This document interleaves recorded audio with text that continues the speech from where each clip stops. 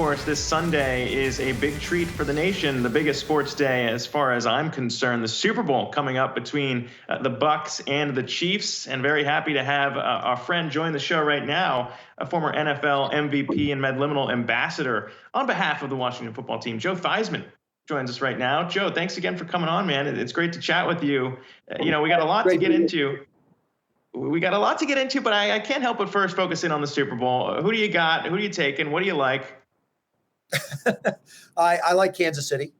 I think Patrick Mahomes will once again be the MVP. He or Travis Kelce. I think one of those two will be the MVP.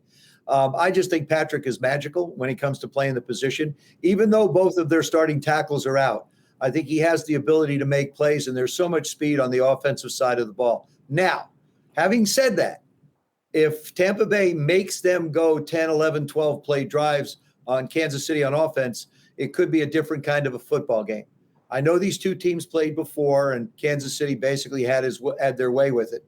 But this is an entirely different Tampa Bay football team. And can you ever really count Tom Brady out of anything? I mean, really, if you look at it. So I'm going with Kansas that's City. what it comes down to, right? But Joe, I think we may have to have you back on Monday to see if your call holds.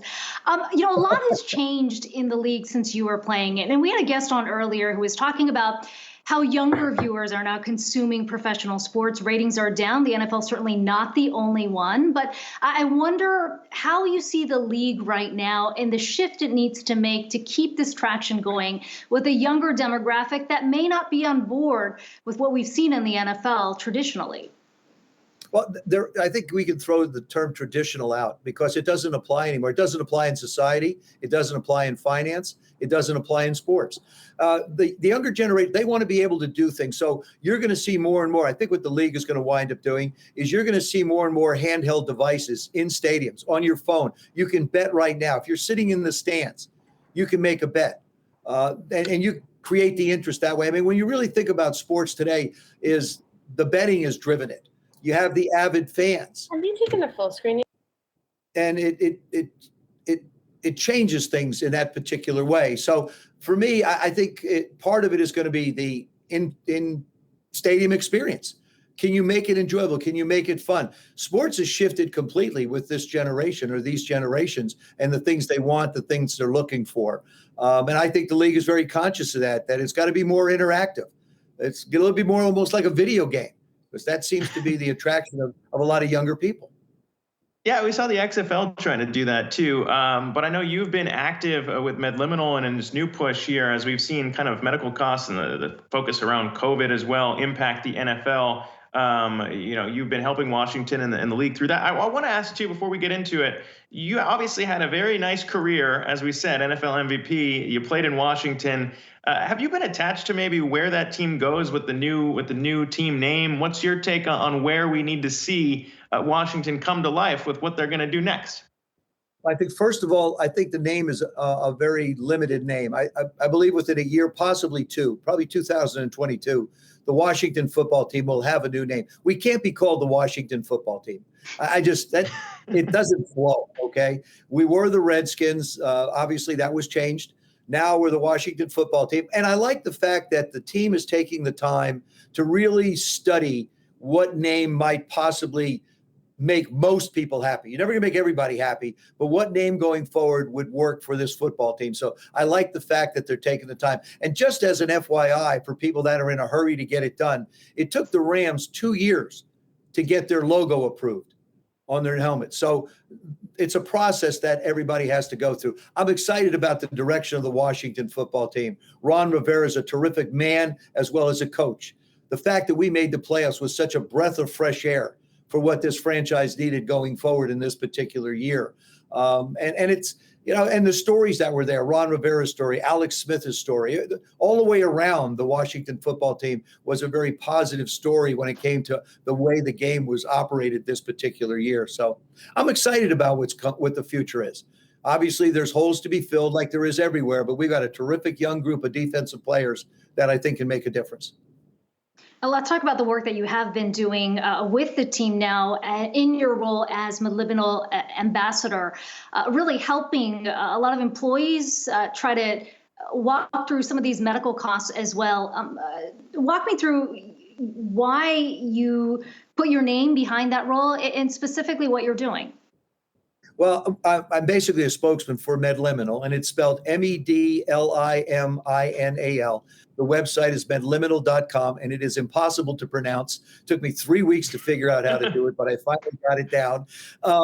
And what it is Medliminal basically, it serves as a social service, is the way I look at it. What we do is we examine employee medical bills. And then you look at it as like, if you're a self-insured employer, look at it as a health savings plan. What we do is we look at bills and make sure they're in compliance. We have a HCAT system, it's called, where after the bills go through the process and the system, they're reviewed by nurses and healthcare experts to make sure that you're being charged properly. I promise you, no matter how old you are, how young you are, how old you are, or as your parents get older, you get these medical bills, you have no idea what they say. You have no idea what the charge is for. So what we want to do at Medliminal is we want to make that process easier for you. We want to be an advocate for the employees to make sure that they're getting an opportunity to be able to be billed for what the services are, or is there something in there that may be a little different than what it should be? Give us the chance to be able to examine it and save a business money. I mean, look at businesses. How can you save money today? You know, I mean, it's like we were talking about the cannabis industry. I trade equity as a hobby, and you look I think. Go ahead, Nick. Zack, I wanted to ask you about that. Yeah, I wanted to ask you about that too, though, because it seemed like you were pretty excited about that, and that's obviously a big piece of why we could potentially see healthcare costs rising, is that people can't get access to alternative treatments. One of those things, though, too, when we talk about the cannabis space, what has you most bullish on it? Because I know a lot of NFL players out there and retired NFL players believe in the medicine or the health side of cannabis, but when you look at the space as a whole, why are you so excited about it? I think, well, I've been really in this space for a number of years now. I just felt like it was imminent that it was coming. This administration will get behind it and promote it and give it a chance to be able to do it. Obviously, the banking industry has to get involved in it for it to be able to have the money be deposited in places. Right now, that's a hurdle that they have to go through. But I think legalizing it, and I'm not a proponent of legalized marijuana. I've never done it. I don't do it. I'm not promoting it. But from a medicinal standpoint, from a medical standpoint, it has great value. And you look at the numbers today. Look at what the stocks are doing today. Tilray, Alfrea. You look at and those around it as far as the support aspects of it. It's a space that not a lot of people talk about. I think it's the fuel cell industry is another one that's in a very similar situation. AI is another place where everybody's going to look at these spaces now, and you're going to see more and more growth in them as we go forward. And so the cannabis space right now has come to the forefront. I mean, you know, with Robinhood and Reddit, you just don't know who's going to wind up being the next group that's going to have an unbelievable run. But you know, what we always talk about with my financial guys is be careful of the parabolic nature of a stock.